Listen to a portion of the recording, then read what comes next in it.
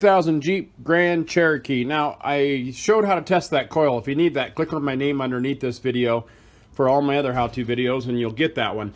But we've already tested it. Coil's good, so we're going to change all the plugs. Now, in order to get this off, there are 4 bolts, those 4 right there, 13 millimeter, that go right across this coil pack. And so you're going to pull those 4. I've already done that. We'll get to the plug in a minute. And then there's a clip right here that has a red tab on it. You're going to slide the tab back, then push down on the lever that's way down here and pull it right out. And that comes right out of that pigtail female clip there.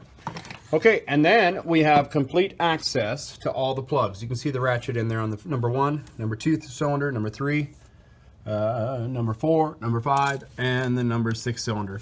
So at this point now, we're just going to pull them off and put our new ones on. So let's get one of those out. The first one loose here. On the very first one, I'm not using an extension. The rest of them, I will use the 6-inch extension, maybe the 3, but probably just the 6 to get all of them. The very last one, no extension, or you can use a 3/8 swivel like that to get in there. But it's going to actually be easier not to use an extension at all. So depending on what you prefer. All right, let's get that plug out and take a look at it.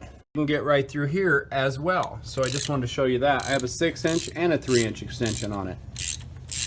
So there's our first plug there.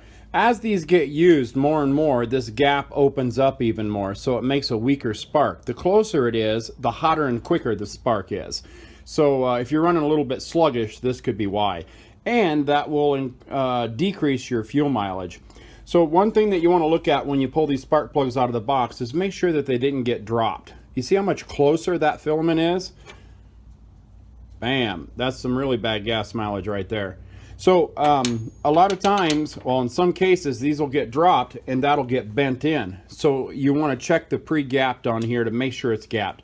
If they all look the same, you're probably okay. But just take a quick peek at it and notice the difference on the distance. These do come pre-gapped, so you'll probably be okay as long as it's not closed. If it's closed, then you know it's been dropped.